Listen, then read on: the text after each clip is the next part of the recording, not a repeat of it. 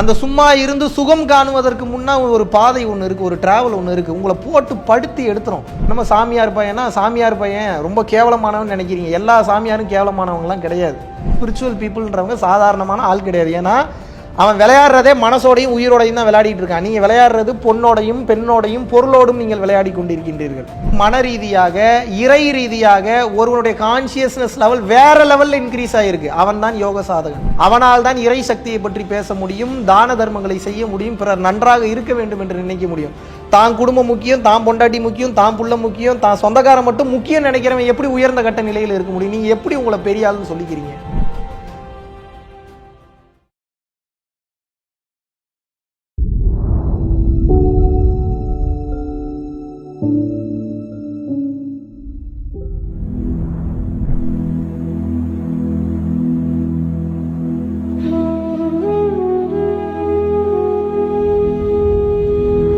குருவே சரணம்.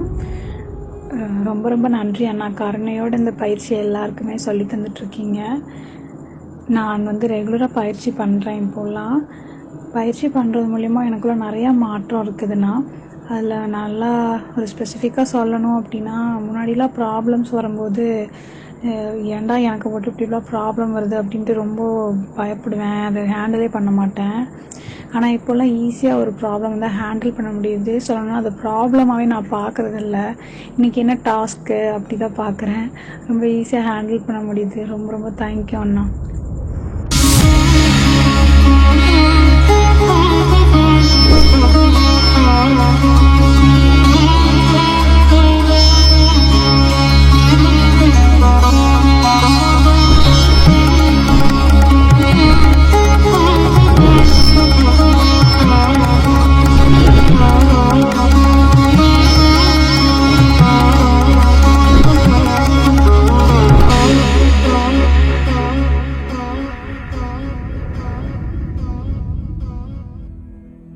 குருவே சரணம். அனைவருக்கும் வணக்கம். ஆன்மீக பாதையில் பயணம் பண்ணுறவங்கள பார்த்து இந்த சராசரி வாழ்க்கை வாழ்கிறவங்களுக்கு அவ்வளோ ஈஸியாக போச்சு, அவ்வளோ கேவலமாக போச்சு, அவ்வளோ தூரம் என்னமோ ஒரு ஏளனமாக பேசுகிறது, காயப்படுத்துறது, வேதனைப்படுத்துறது. இந்த வீடியோ நான் மெயினாக யாருக்காக பேசுகிறேன் அப்படின்னா, ஆன்ம சாதகனாக இருக்கக்கூடிய அந்த ஆன்ம யோகிக்கோ யோக சாதகனுக்கோ நான் பேசலை.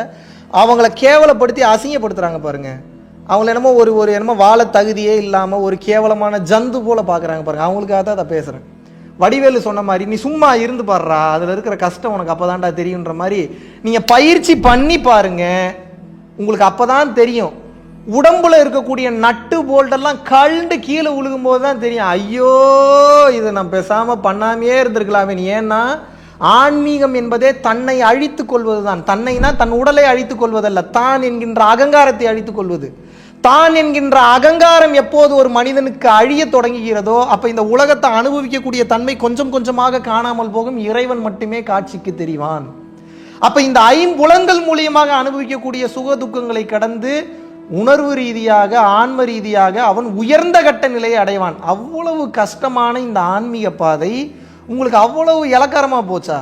தெரியாமல் தான் கேட்குறேன் நான். மெயினாக இதை யார் திமிர்த்தனம் பண்ணுறீங்களோ, ஆன்ம பாதையில் ஆன்மீகத்தில் இருக்கிறவங்கள யார் அசிங்கப்படுத்துறீங்களோ அவங்களுக்காக தான் மெயினாக பேசுகிறேன் நான். இது இன்னும் சப்போர்ட்டிவாக நான் யாருக்கு சொல்லணும் அப்படின்னா, உண்மையான ஆன்மீகத்தில் இருப்பவர்கள் யாரை கேவலப்படுத்தி கொச்சப்படுத்துறீங்களோ அவங்களுக்காக தான் மெயினாக அந்த வீடியோ பேசுகிறேன். நல்லா புரிஞ்சுக்கோங்க. ஒரு 100 ரூபா சம்பாரித்து மாத வருமானத்தை மெயின்டைன் பண்ணி குடும்பத்தை பார்த்து, உங்களுடைய மனைவி மக்களை பார்த்து, வருமானத்தை சேஃப்டி டெபாசிட் பண்ணி எஃப்டி போட்டு ஆர்டி போட்டு மியூச்சுவல் ஃபண்டில் டெபாசிட் பண்ணி அதை பண்ணி இதை பண்ணி உங்கள் ப்ராப்பர்ட்டி வாங்கி இதுக்காகத்தான் நான் வாழ்ந்துக்கிட்டு இருக்கேன்னு சொல்லி வாழ்கிற உங்களுக்கே இவ்வளோ கஷ்டம் அப்படின்னா, மனதை நிறுத்துவது என்பது சாதாரண விஷயம் கிடையாது. இருப்பதிலேயே மிக மிக மிக மிக மிக கஷ்டமான விஷயம் என்னன்னா மனதை நிறுத்துவது தான். நீங்கள் எந்த வேலை வேணாலும் பண்ணலாம், ஆனால் சும்மா உட்கார முடியாது உங்களா. நீங்கள் சும்மா உட்காந்து பாருங்கள், வேலை வெட்டி செய்யாமல் நீங்கள் எப்படி இருப்பீங்கன்னு நான் பார்க்குறேன். மனம் ஓடிக்கொண்டே தான் இருக்கும். சாதாரண விஷயமே கிடையாது. உங்களை போட்டு படுத்தி பெரட்டி உருட்டி எடுத்துரும். நீங்கள் சும்மா இருக்க அந்த சும்மா இருந்து சுகம் காணுவதற்கு முன்னா ஒரு பாதை ஒன்று இருக்குது, ஒரு டிராவல் ஒன்று இருக்குது. உங்களை போட்டு படுத்தி எடுத்துரும். ஆன்ம சாதகன் என்பவன் எப்படிப்பட்ட ஒருவன் என்றால், நீங்கள் ரொம்ப எளிமையாக அவனை நினச்சிருங்க. அப்படி கிடையாது. நீங்கள் வேணுங்கிற பொருளை அனுபவிச்சு, காசை அனுபவிச்சு, சுக துக்கங்களை அனுபவிச்சு வேணால் இந்த வாழ்க்கையை ஈஸியாக வாழ்ந்துடலாம். பட் இது எதுவுமே எனக்கு தேவையில்லைன்னு சொல்லி எப்படி ஒருவன் வாழ்கின்றான் என்றால் இந்த பாதை உங்களுக்கு என்ன அவ்வளோ ஈஸியாக போச்சா? அந்த பாதையில் எதுவுமே வேண்டாம்னு இருக்கும்போது உலக வாழ்க்கைக்கும் அருளக வாழ்க்கைக்கும் போயிட்டு வருவான். அது எப்பேற்பட்ட நரக வேதனை தெரியுமா? இதில் இருக்கிறதா, நான் அதில் இருக்கிறதா, நான் இப்போ இதில் இருந்தால் ஃபுல்லாக ஃபோக்கஸ் பண்ணணும், நான் அதில் இருந்தால் இறைவனை பார்க்கணும், இறைவனை பார்க்க வேண்டும் என்றால் உலகம் மறந்து விடுகிறது, உலகம் மறந்து விட்டால் இறைவன் தெரிய மாட்டான். எவ்வளவு பிரச்சனை இருக்குது அதில். உலகத்தை பார்க்கணும்னா இறைவன் தெரிய மாட்டான், இறைவனை பார்க்கணும்னா உலகம் தெரிய மாட்டேங்குது. அப்போ நான் உலகத்தில் இருந்துகிட்டே இறைவனை பார்ப்பது என்பது சாதாரண விஷயம் இல்லை என்பது ஒரு மனிதனுக்கு புரியும் போது அது எப்பேற்பட்ட வலிவேதனையை ஏற்படுத்தும் தெரியுமா? ஒன்றும் இல்லை, நான் ஒரு சின்ன ஒரு கேள்வி கேட்குறேன். இப்போ இந்த ஊரில் இருந்து நீங்கள் வேறு ஒரு ஊருக்கு போகிறீங்க, நைட்டு ட்ராவல் பண்ணி போகணுன்னா பஸ்ஸு கரெக்டாக போய் ரீச் ஆயிருமா? அங்கே லோக்கலில் டாக்ஸி இருக்குமா, டூ வீலர் இருக்குமா, சிங்கம் வருமா, புலி வருமா, கரடி வருமா, ரோட்டில் எவனா பிட் பாக்கெட் அடிப்பானா, கொள்ளக்காரன் இருக்கானா, நிம்மதியாக இருக்க முடியுமா?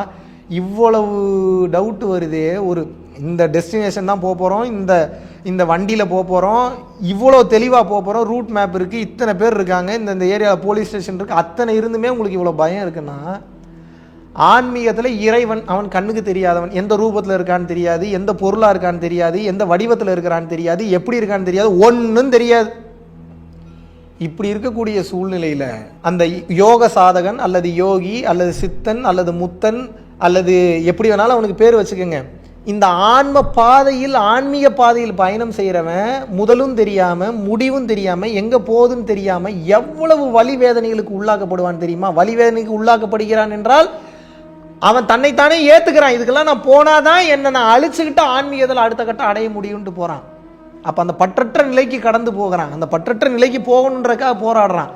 ஒவ்வொரு நாளும் இந்த பூமியில் வாழும்போது நீங்கள் ஒரு பொருளை அடையணும், ஒரு விஷயத்தை அடையணும், ஒரு பெண் அடையணும், ஒரு ஆண் அடையணும், ஒரு விஷயத்தை சம்பாதிக்கணும்னு போறீங்க. ஆன்ம பாதையில் இருக்கிறவன் எப்படி போறான்? ஒவ்வொரு நாளும் ஒவ்வொன்றை நான் மறக்கணும், ஒவ்வொன்றும் நான் இழக்கணும், இதெல்லாம் இழந்தா தான் நான் இறைவனை அடைய முடியும், மன ரீதியாக அனைத்தையும் நான் துறக்கணும்ன்றக்கா அவனுக்கு அந்த போராட்டமும் அந்த முயற்சியும் அவனுக்கு இருந்து கொண்டே இருக்கிறது. அடையணுன்றவனுக்கு வலி வேதனை ஜாஸ்தியா, நான் இழக்கணுன்றவனுக்கு வலி வேதனை ஜாஸ்தியா? எப்படி ஏற்றுக்குங்க மனசு?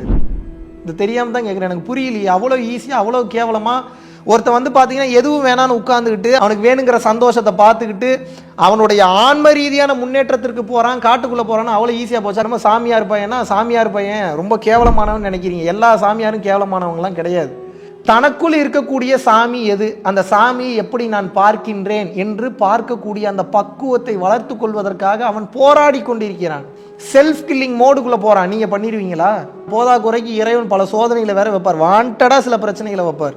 அந்த நேரத்திலும் தன்னை அழிப்பதற்கு அவன் தயார் நிலையில் இருக்கிறான். அவன் தான் ஆன்ம சாதகன், அவன் தான் யோக சாதகன், அவன் தான் யோகி, அவன் தான் சித்தன், அவன் தான் முத்தன். அப்படிப்பட்ட ஒரு ஆளை எப்படி உங்களால கேவலமா பேச முடியுது? இவ்வளோ அசிங்கமா எப்படி உங்களால பேச முடியும்? யார் உங்களுக்கு அந்த ரைட்ஸை கொடுத்தது? How dare you saying that? உங்களுக்கு உங்கள் வாழ்க்கையை பார்க்குறதுக்கே இன்னும் பக்குவம் பத்தல. உங்களுக்கு உங்களுடைய வாழ்க்கையிலே ஏகப்பட்ட பிரச்சனை இருக்குது. உங்களுக்கு உங்களுடைய குடும்ப ரீதியான ஏகப்பட்ட பிரச்சனைகள் இருக்குது. இதுலேயே உங்களால் ஒரு தெளிவுக்கு வர முடியல. இவன் தன்னுடைய பிரச்சனைக்கு தீர்வு கண்டு அடுத்தவனோட பிரச்சனைக்கு தீர்வு காணக்கூடிய லெவலில் ஞானம் பிரகாசமாகிறது. ஞானத்தீயில் ஒளி விட்டு பிரகாசமாக சுடர்விட்டு எரிகிறான். ஞானப்பாதையில் பயணிக்கக்கூடிய ஒரு ஞானவானை, ஒரு சத்தியவானை எப்படி உங்களால் கேவலமாக பேச முடியுது? எப்படி உங்களுக்கு அந்த தைரியம் வருது? தன்னை அழித்துக் கொள்வது என்ன அவ்வளோ ஈஸியான ஒரு மேட்டரா?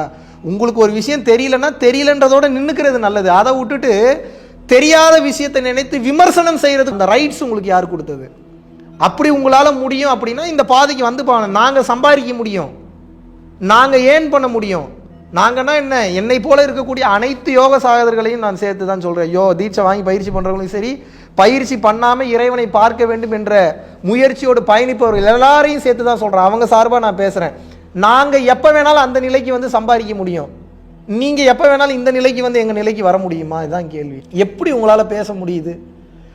நீங்கள் போகிற பாதை தான் கரெக்டு. ஒரு கார் வச்சுருக்கேன், ஒரு வண்டி வச்சுருக்கேன், ஒரு எனக்குன்னு ஒரு வீடு இருக்குது, என்கிட்ட நிறைய அக்கௌண்ட்டில் பேலன்ஸ் இருக்குன்னா எல்லாமே இருக்குன்னு அர்த்தமா உங்ககிட்ட? இறைவன் நினைத்தால் அனைத்தையும் ஒரே வினாடியில் பிடுங்கிடுவார். இறை அருள் தான் இந்த உலகத்திலே அனைத்திலும் பெரிதது. பெரிதினும் பெரிதுகள்னா பணங்காசு பேரு புகழ் கிடையாது. அதெல்லாம் விட பெரியது எது என்று கேட்டீர்கள் என்றால் ஞானம்தான், ஞான செல்வம் தான். அந்த ஞான செல்வம் இல்லாமல் வாழ்க்கையில் எதையும் அடைய முடியாது. ஞானத்தை நோக்கி நாங்கள் பயணம் செய்து கொண்டிருக்கிறோம். உங்களால் ஒரு விஷயத்தையும் செய்ய முடியாது இறை அனுகிரகம் இல்லாமல். இறை அனுகிரகம் இல்லாமல் எதுவும் நடக்காது. இறை அனுகிரகம் இல்லாமல் பூமியே சுத்தாது. பூமி சுத்துறது நின்றுச்சுன்னா எப்படி உங்க வீடு முதல்ல நிற்கும்? அப்ப இறை அனுகிரகத்தினால தான் பூமியை சுத்துது, இறை அனுகிரகத்தினால தான் சூரிய ஒளி வருது, இறை அனுகிரகத்தினால தான் பூ காயாகுது, காய் கனியாகுது, கனி வந்து மரமாகுது, ஏகப்பட்ட விஷயங்கள் நடக்குது. இப்போ என்னுடைய கேள்வி என்ன அப்படின்னா, இத்தனையும் இறை அனுகிரகத்தில் நடக்கிறது. இறை அனுகிரகத்தில் நடந்த அந்த பிச்சை பொருளை வைத்துக்கொண்டு நான் பெரியவன் நீங்க தம்பட்டம் அடிச்சுட்டு சுத்துறீங்க. நாங்கள் இறை அனுகிரகத்தோடு இறை அனுகிரகமாகவே இறைவனாகவே மாறுவதற்கு போராடி கொண்டிருக்கிறோம். அப்ப எங்களுக்கு எவ்வளவு அர்ப்பணிப்பு இருக்கணும். எங்களுக்கு திருப்பி திட்டுறதுக்கு ரொம்ப நேரம் ஆகாது, திருப்பி பேசுறதுக்கு ரொம்ப நேரம் ஆகாது. நீங்க நார்மலா நீங்க ஒருத்தனை திட்டுறதை விட ஆன்மீகத்தில் இருக்கிறவனை திட்டுறது பல மடங்கு பாதிப்புகளை உங்களுக்கு ஏற்படுத்தும். ஏன் அப்படின்னா அவன் மனம் ஒருநிலைப்பட்டவன், அவன் மனம் நொந்து விட்டாலே பல மடங்கு அது பாவத்தை உங்களுக்கு ஏற்படுத்தும். ஒரு ஆன்மீக பயணத்தில் இருக்கக்கூடிய ஒரு ஆன்ம சாதகனை, ஒரு யோக சாதகனை அவனுடைய மனநிலை தெரியாமல் நீங்கள் காயப்படுத்தும் போது, வேதனைப்படுத்தும் போது, அந்த சாபம் என்பது குரு சாபமாக மாறி உங்களது ஆன்மாவையும் பாதிக்கும், உங்கள் குடும்பத்தையும் பாதிக்கும், உங்களை சார்ந்தவர்கள் அனைவரையும் அது பாதிக்கும். புரிந்து கொள்ளுங்கள். எப்பயுமே ஸ்பிரிச்சுவல் பீப்புளோட மெஸ்அப் பண்ணிக்காதீங்க. எப்போ நீங்கள் ஸ்பிரிச்சுவல் பீப்புளோட நீங்கள் சண்டைக்கு வரீங்களோ, ஸ்பிரிச்சுவல் பீப்புளை டச் பண்ணுறீங்களோ, அவங்களுக்கு பின்னாடி என்ன ஃபோர்ஸ் இருக்கு, எப்படிப்பட்ட ஃபோர்ஸ் இருக்கு. நான் இந்த மெட்டீரியல் வேர்ல்டு சார்ந்த ஃபோர்ஸ் சொல்ல, ஸ்பிரிச்சுவல் ரீதியான ஃபோர்ஸ் எது இருக்கு. எவன் இறங்கி வருவான், எவன் அடிப்பான், எவன் காலி பண்ணுவானே தெரியாது. அடி குருட்டாம்பாக்கில் விழுகும், எப்படி விழுகும்னே தெரியாது, அவ்வளோ அடி விழுகும் உங்களுக்கு. சாதாரணமாக நினைக்காதீங்க, ஸ்பிரிச்சுவல் பீப்புள்ன்றவங்க சாதாரணமான ஆள் கிடையாது. ஏன்னா அவன் விளையாடுறதே மனசோடையும் உயிரோடையும் தான் விளையாடிட்டு இருக்கான். நீங்கள் விளையாடுறது பொண்ணோடையும் பெண்ணோடையும் பொருளோடும் நீங்கள் விளையாடி கொண்டிருக்கின்றீர்கள். அவன் எதில் விளையாடுறான், அந்த விளையாட்டெல்லாம் பார்த்துட்டு அந்த விளையாட்டும் அவனுக்கு விளையாட தெரியும். ஆன்மீகத்தில் இருக்கிறவனுக்கு உயிருடனும் மனதுடனும் அவனுக்கு விளையாட தெரியும். அந்த விளையாட்டு சேர்ந்து கட்டு கைதேர்ந்தவன் தான் இந்த யோகி, இந்த ஆன்ம சாதகன் என்பவன். நாங்கள் அந்த விளையாட்டை விளையாடலாம், நீங்கள் இந்த விளையாட்டை விளையாட முடியாது. இதுக்கு பயிற்சி வேணும், முயற்சி வேணும், சரியான உபதேசம் வேணும், இறை அனுகிரகம் வேண்டும், இதெல்லாம் கடந்து குடுப்பனை வேணும், பிராப்தம் இருக்கணும். சும்மாலாம் இந்த விளையாட்டை விளையாட முடியாது. சராசரி மனிதனை விட பல்லாயிரம் மடங்கு பல லட்சம் மடங்கு ஆசீர்வதிக்கப்பட்டவன் ஆன்ம பாதையில் இருக்கக்கூடிய ஒரு ஆன்மீக சாதகன், ஒரு யோக சாதகன். இறை அனுகிரகத்தை பெற்றால் மட்டும்தான் இறைவனை பற்றிய சிந்தனை வரும், யோகத்தை பற்றிய தெளிவு வரும், முக்தியில் நாட்டம் வரும். இதெல்லாம் கடந்து இறைவனை அடைய வேண்டும் என்ற அந்த தெய்வ சக்தியே கிடைக்கும். தெய்வத்தின் அனுகிரகம் பெற்றவன் மட்டும்தான் இறைவனை பற்றி கேட்க முடியும், இறைவனை பற்றி சிந்திக்க முடியும், இறைவனின் பாதையில் பயணம் பண்ண முடியும். எதுவுமே தெரியாம பணங்காசு தான் முக்கியம், பணங்காசை கடந்த நிலையில எனக்கு சுக துக்கம் தான் முக்கியம், இதுல இப்படியே தான் போயிட்டு இருப்பேன்னு நீங்க நினைக்கிறவங்க பரிணாம வளர்ச்சியில ரொம்ப கீழ் நிலையில இருக்கீங்க. முதல்ல அதை புரிஞ்சுக்கோங்க. ரொம்ப கீழான நிலையில இருக்கீங்க. இதை உங்களை டீக்ரேட் பண்றதுக்கு சொல்ல, தெரிஞ்சுக்கங்க. நீங்க தெரிஞ்சுக்க மாட்டீங்க. இஷ்டத்துக்கு யாரை வேணாலும் எப்படி வேணாலும் பேசிட்டு போயிடலாம்னு நினைக்கிறீங்க. அப்படி கிடையாது. மன ரீதியாக, இறை ரீதியாக ஒருவனுடைய கான்சியஸ்னஸ் லெவல் வேற லெவல்ல இன்க்ரீஸ் ஆயிருக்கு. அவன் தான் யோக சாதகன். அவனால் தான் இறை சக்தியை பற்றி பேச முடியும், தான தர்மங்களை செய்ய முடியும், பிறர் நன்றாக இருக்க வேண்டும் என்று நினைக்க முடியும். தான் குடும்பம் முக்கியம், தான் பொண்டாட்டி முக்கியம், தான் புள்ள முக்கியம், தான் சொந்தக்காரன் மட்டும் முக்கியம் நினைக்கிறவன் எப்படி உயர்ந்த கட்ட நிலையில் இருக்க முடியும்? நீங்க எப்படி உங்களை பெரிய ஆளுன்னு சொல்லிக்கிறீங்க? அப்படியே நீங்க மற்றவங்களுக்கு உதவி பண்றவங்களா இருந்தாலும் கூட உங்களுக்கு அதுக்கு உண்டான பலன் கிடைக்குமே தவிர இறைவனின் அனுகிரகம் என்பது உங்களுக்கு கிடைக்காது. புரிந்து கொள்ளுங்கள். இறை அனுகிரகம்ன்றது கம்ப்ளீட்டா வேற கேம். அந்த கேமுக்குள்ள நீங்க இன்னும் வரல, தெரியலன்றதுக்காக அதுக்குள்ள நீங்க வராம அங்க நின்று பேசிட்டு இருக்காதீங்க. அது உங்களுக்கு ஆன்ம ரீதியாகவும் பிரச்சனை ஏற்படுத்தும், கர்மா ரீதியாகவும் பிரச்சனை ஏற்படுத்தும், உங்களது குடும்பத்தையும் மிகப்பெரிய பாதிப்புகளுக்கு உள்ளாக்கும். உங்களுக்கு அந்த குடும்பம் பிடிச்சிருக்கா, உங்களுக்கு அந்த காசு பிடிச்சிருக்கா, உங்களுக்கு அந்த பொருள் பிடிச்சிருக்கா, அதோட கேம் விளையாடிட்டு சந்தோஷமா இருங்க. பிடிச்சா உள்ள வாங்க, பிடிக்கலன்னா அங்கேயே நின்னுங்க, அப்படியே ஓடி போயிருங்க. அதை விட்டுட்டு இந்த ஆன்ம ரீதியாக ஆன்மீக ரீதியாக பயணம் செய்யக்கூடியவர்களை கேலி கிண்டல் செய்வது, கொச்சைப்படுத்துவது, காயப்படுத்துவது என்பது நிச்சயமாக பெரும் சாபத்தை உங்களுக்கு ஏற்படுத்தும். உங்களோட வாழ்க்கையை நாசம் செய்யக்கூடிய வலிமை என்பது இதற்கு உண்டு. அதனால ஸ்பிரிச்சுவலி டிராவல் பண்றவங்களோட மெஸ்அப் பண்ணாதீங்க. உங்களது வாழ்க்கை நிலை குலைந்து விடும். இதுல மாற்று கருத்தே கிடையாது. ஸோ வாழ்க்கையில உங்களுக்கு ஒரு விஷயம் பிடிக்குதா, அந்த விஷயத்துல போங்க. ஒரு விஷயத்தை பத்தி தெரியலையா, கேட்டு தெரிஞ்சுக்கங்க. சொல்லி கொடுக்கணும் விருப்பப்படுறவங்க அதை பற்றி தெரிஞ்சுக்கங்க, புரிஞ்சுக்கங்க. இல்ல அதை பத்தி எனக்கு தெரிஞ்சுக்க விருப்பமே இல்லைன்னா அதை குறை சொல்லக்கூடாது, பழி கூறக்கூடாது. ஒரு விஷயத்தை பத்தி தெரியாம புரியாம குறை சொல்லி பழி கூறுனீங்க அப்படின்னா அது நிச்சயமாக பல மடங்கு ரிப்பிள் எஃபெக்டை உங்களுக்கும் உங்களது குடும்பத்திற்கும் ஏற்படுத்தும், பல பாதிப்புகளை ஏற்படுத்தும். அதனால ரொம்ப கவனமா செயல்படுங்க. ஸ்பிரிச்சுவல் பீப்புளோட தேவையில்லாம சண்டைக்கு போகாதீங்க. ஸ்பிரிச்சுவாலிட்டியில் ட்ராவல் பண்ணுறவனை காயப்படுத்தாதீங்க. உங்களால் முடியலன்னா ஓரமாக நின்று வேடிக்கை பாருங்கள். அடுத்தவனை டீக்ரேட் பண்ணாதீங்க. அவன் நல்ல நிலைக்கு வளர்ந்து வந்துட்டான் அப்படின்னா அது நிச்சயமாக பெரிய பெரிய பாதிப்புகளை உங்களுக்கு ஏற்படுத்தும். நன்றி, வணக்கம்.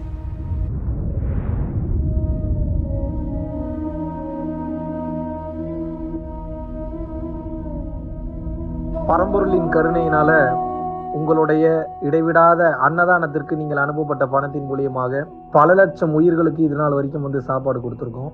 ஸோ கொரோனால இருந்து ஆரம்பிச்சு ஒரு நாள் கூட விடாம பல உயிர்களுக்கு வஸ்திர தானங்களாக இருக்கட்டும், படிக்க முடியாதவங்களுக்கு கல்வித்தொகை கட்ட முடிய விஷயங்களாக இருக்கட்டும், இல்லை ஸ்போர்ட்ஸ் ரீதியாக விளையாடக்கூடிய நல்ல மாணவர்களை அனுப்பி வைக்கக்கூடிய விஷயங்களாக இருக்கட்டும், அதை தொடர்ந்து பார்த்தீங்கன்னா ரெகுலராக மந்த்லி பேசிஸில் ஏழை குழந்தைகளுக்கு க்ரோசரிஸ் கொடுக்கறதாக இருக்கட்டும், இல்லை அவங்களுக்கு பார்த்தீங்கன்னா சேம் அவங்க விருப்பப்படுறவங்களுக்கு வீட்டு துணிமணிகள், வீட்டுக்கு தேவைப்படக்கூடிய மற்ற பொருட்கள் வாங்கி கொடுக்கறதாக இருக்கட்டும், எல்லா உதவிகளும் பார்த்தீங்கன்னா உங்களோட உதவினால தான் போயிட்டு இருக்கு.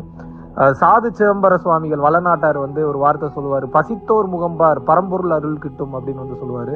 வள்ளல் பெருமானும் ஜீவகாருண்யம் உள்ள சம்சாரிகளுக்கு எப்பேற்பட்ட சூழ்நிலையிலும் பார்த்தீங்கன்னா அவங்களோட லாபம் தடைபடாது, தொழில் பிரச்சனைகள் நிவர்த்தியாகும், அதை தொடர்ந்து வாழ்க்கையில குடும்ப பிரச்சனைகள் விலகும், அதுபோக குழந்தை சம்பந்தமான பிரச்சனைகள் எதுவாக இருந்தாலும் இந்த அன்னதானத்திற்காக நீங்கள் செய்யக்கூடிய ஒவ்வொரு ரூபாயும் அது உங்களுக்கு நிச்சயமாக புண்ணியமாக சேரும். புண்ணியத்தை கடந்த நிலையில் முக்தி பாதைக்கும் அது நிச்சயமாக உங்களை வழி நடத்தும். அதனால விருப்பப்படுறவங்க நம்மளுடைய பரம்பொருள் அறக்கட்டளையினுடைய சேரிட்டி ஆக்டிவிட்டீஸ்க்கு தங்களுடைய விருப்பப்படக்கூடிய நன்கொடையை கீழே உள்ள டிஸ்கிரிப்ஷன்ல இருக்கக்கூடிய அக்கௌண்ட் நம்பருக்கு செலுத்தலாம். இதற்குண்டான அந்த அருளை சித்தர்கள் உங்களுக்கும் உங்கள் குடும்பத்தாருக்கும் வழங்க வேண்டுகிறேன். குருவின் பரிபூர்ண அருளாசிகள். குரு கடாட்சம்.